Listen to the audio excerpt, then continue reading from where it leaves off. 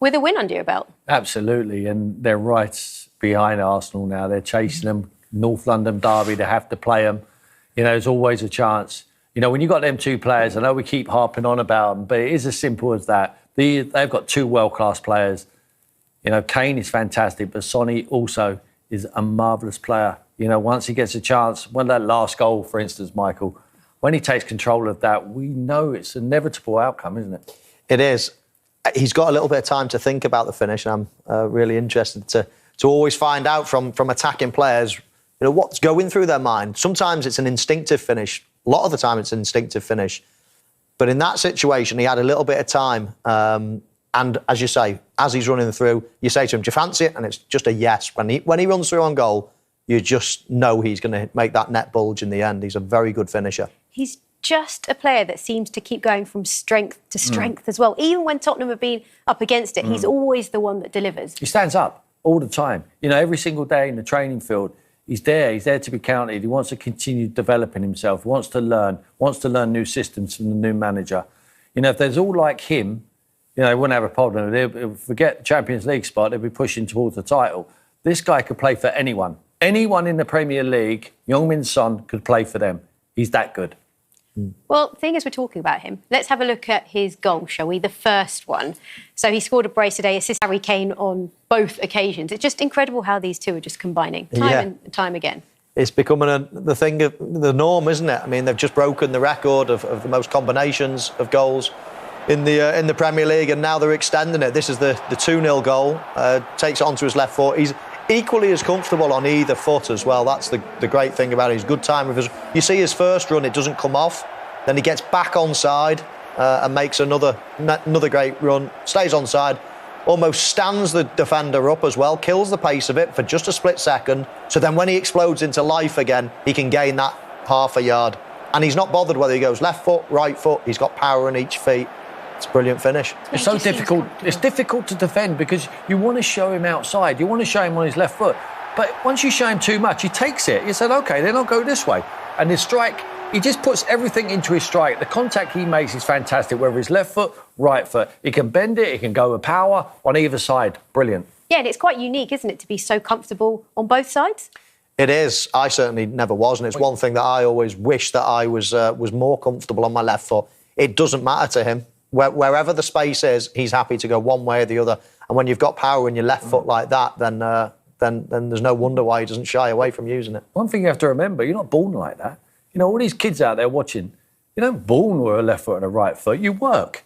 You want to improve, you go and work on it. You continue to work, bending the balls, kicking the ball against the wall, get your pal out with you. That's exactly what he does. He works, but he doesn't stop because he's playing in the Premier League. Every single day, him, and I can tell you firsthand, Harry Kane, continues to develop every single day. There's no ceiling with them. They don't think they've arrived. They think they can get better. That is the key. We're seeing that week in, week out, aren't we? And actually, he doesn't stop when the 90 minutes is running, as we saw today. He got the goal late on, didn't he? Oh, yeah. I mean, his energy levels are amazing. And, of course, at 2-1, you're always still a little bit nervous. But then this just put the final nail in the coffin.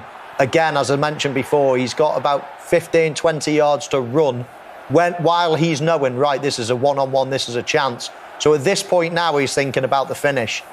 And I just wonder with him, when he knows he's going to do that, does he lift his head up and see the goalkeeper making a certain angle? I think that that's the case.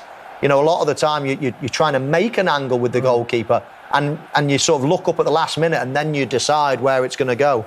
But no matter what, you always know he's going to make the right decision and you always fancy him in that situation to kill the game off. And Mo, you must need a lot of composure in that situation to finish it off because although he had tons of space, I mean, not everyone scores when they're in that position. No, and it's interesting when people talk about is this person a good finisher or is that person a good finisher? There's so many different types of finishes that not everybody's great at every different finish. One-on-ones are a real unique skill. You've got time, you're in control, you dictate where the goalkeeper goes. If you want to run in at a certain angle, you'll move the goalkeeper. You know, in this situation, I used to take a closer touch to the goalkeeper and try to make him dive at my feet and dink it, slide it in the other corner. That would be my two favourite finish, but everybody's different. There's certain players that like going closer to the goalkeeper and going round the goalkeeper. It was never one that I really enjoyed doing. So everyone's different. Everyone's got a different way of finishing. The main thing is that it hits the back of the net at the end of it. And as I said, when he was running through, we had a split second. We looked at each other and said, do you fancy him? And we both said, yeah, it's a goal. And bang, he scores. And that's the confidence he gives you when he's running through on goal. He certainly does. Well, seeing as we're talking about him, let's hear from him. Here are his post-match thoughts. Played 2 goals, 3 very important points. How vital was today? No, I mean, from the start of game, I think we played really well, especially first half. We created so many chances. I hit a post and had a lot of chances. And obviously, it's a massive 3-point before international break. So I think we are really happy. Also, play well, but the way we won the game. They obviously had a very draining, emotional Thursday night. Did you talk in the dressing room about trying to give them problems early? No, I mean, it's obviously always tougher when you have a Thursday game, and 120 minutes is not easy, and they play a very, very intense game, and we knew that when we have a ball, when we move the ball, they're going to be tired. Especially second half, we could see. So I think we spoke about it, but we didn't focus, obviously, not too much about them, so we want to play our game, which is we did, and I think it was a fantastic performance. How important is the back-to-back wins? Because it's been a little while.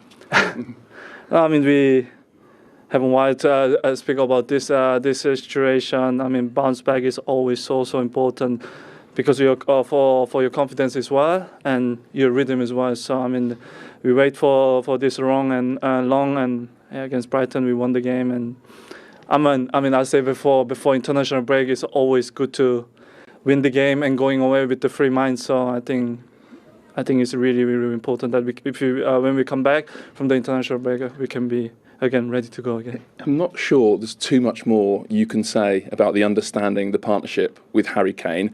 But all I thought watching today is, does he give you so much confidence in terms of making your runs? Because you know he'll make the pass, you know he'll win the header. No, I mean, I just make him make this runs for another option. If he don't pass the ball, probably there will be other space to somebody run or to Harry to shoot. So, I mean, the relationship with Harry, I've been speaking maybe more than 100 times now. Yeah, more than that. More than 100 times. So, I mean, it's incredible to having this striker next to me, alongside to me. And, yeah, it's just incredible to even I'm really feel bad. Sorry for him today that he didn't score. He had a couple of chances, and He didn't look sad. Yeah, he looked sad. Obviously, as a striker, I feel sad as well for him because I want to always that he scores so many goals and he won everything as a teammate, as a friend. So, I mean, I'm really happy to playing another assist from to Harry. So I want another assist next time.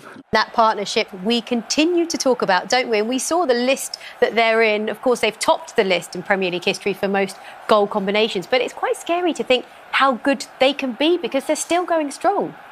If they keep hold of them, I mean, for another season or two, they're uncatchable. No one will catch them. I mean, it's amazing. They're not slowing up. You know, one's 28, Harry Kane. Sonny's 29.